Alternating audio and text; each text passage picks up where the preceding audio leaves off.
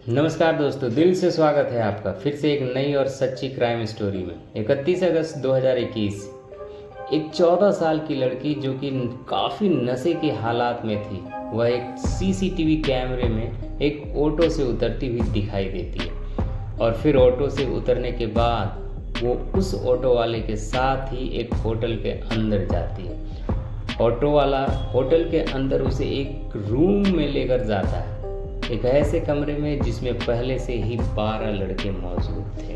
और जैसे ही वो लड़की उस रूम में पहुंचती है, वो सभी के सभी 12 लड़के उस पर टूट पड़ते हैं और उसके सारे कपड़े उतार देते हैं और इसके बाद वो बारी बारी से उनके साथ शारीरिक संबंध बनाना शुरू कर देते हैं। इस दौरान लड़की काफ़ी गिड़गिड़ाती और उनसे बार बार रहम की भीख मांगती है, क्योंकि इतनी कम उम्र में इस तरह से जिस्मानी संबंध बनाने की वजह से उसको असहनीय दर्द हो रहा था। लड़की उनसे कई बार माफ़ी भी मांगती है और उसे छोड़ने की गुहार लगाती रहती है, पर उन दरिंदों में से कोई भी उसकी बात नहीं सुनता। अगले लगभग 24 घंटों तक लोग लगातार एक के बाद एक उसके साथ शारीरिक संबंध बनाते रहते हैं, उसका बलात्कार करते रहते हैं।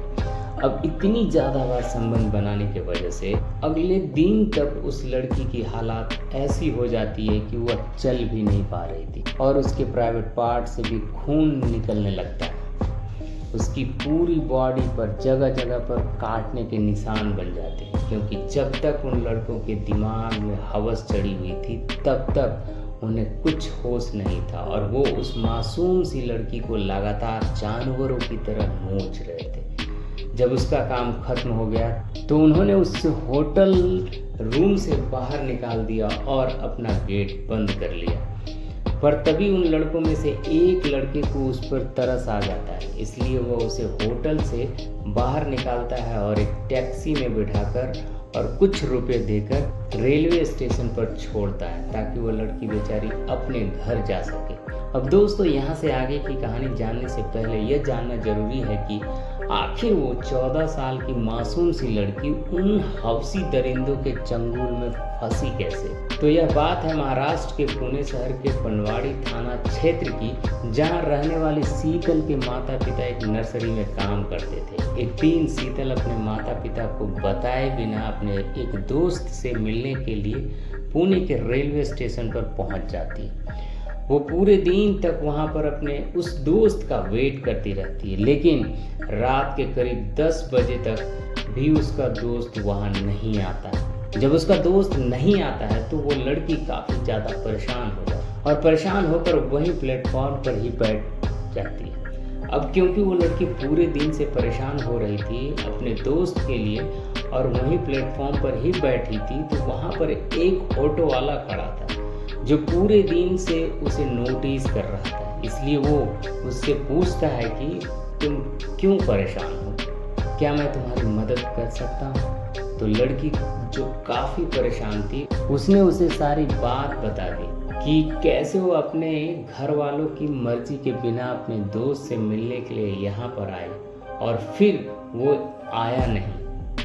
तो पहले तो वह ऑटो वाला वहाँ से चला जाता है और फिर करीब 10 मिनट बाद वापस आकर उस लड़की से कहता है कि एक लड़का बाहर खड़ा है, किसी का इंतज़ार कर रहा है, हो सकता है कि वो तुम्हारा दोस्त हो, इसलिए अब मैं तुम्हें उसके पास ले चलता हूँ और तुम बिल्कुल भी परेशान मत, और ये लो थोड़ा सा पानी पी लो। यह कहकर वह उसे पानी पीने के लिए पानी देता है, जो लड़की पी लेती है। अब दोस्तों, पानी पीने के बाद जब लड़की उसके साथ चलने लगती है तो थोड़ी दूर चलने के बाद वो लड़की को चक्कर आने लगता है। जब ऑटो वाला यह देखता है तो वह उसे अपने ऑटो में बिठा लेता है और फिर उसे बेहोशी की हालात में ही जंगल की ओर ले जाता है, जहाँ आगे वही होटल था, जहाँ जाने के बाद लड़की के साथ बहुत बार रेप होता है। इसके बाद उन 12 लड़कों में से एक लड़का उसे रेलवे स्टेशन पर छोड़कर चला जाता है। तो वो लड़की एक ट्रेन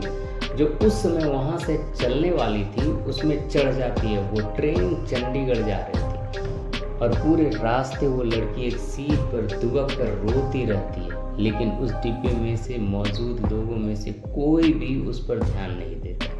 लेकिन उसकी किस्मत थोड़ी अच्छी थी, क्योंकि थोड़ी देर बाद ट्रेन में गश्त कर रहे एक पुलिस वाले की नज़र उस लड़की पर पड़ जाती। वो पुलिस वाला उसे देखते ही समझ जाता है कि कुछ तो गड़बड़ है। वो उसके पास जाकर उस लड़की से पूछता है कि क्या हुआ, क्या मैं तुम्हारी मदद कर सकता हूँ?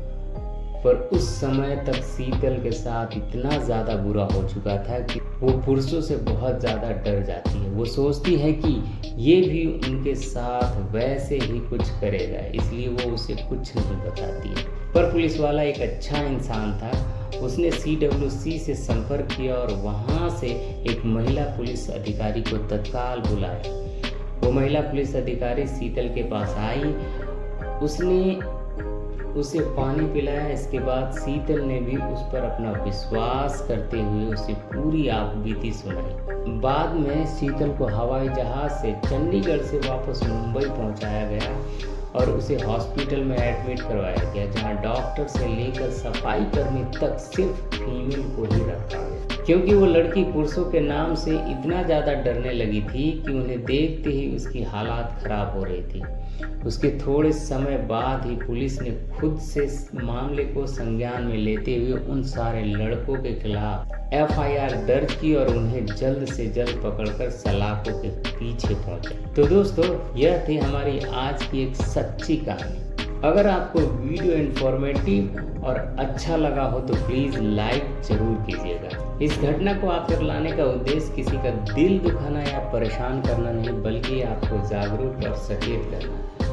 तो इसी के साथ हम आपसे विदा लेते हैं। फिर मिलते हैं एक नए एपिसोड में एक और सच्ची घटना के साथ। तब तक के लिए सावधान और सुरक्षित रहें। साथ ही अपने फैमिली का भी ख्याल रखें। यह वीडियो देखने के लिए बहुत बहुत धन्यवाद। जय हिंद।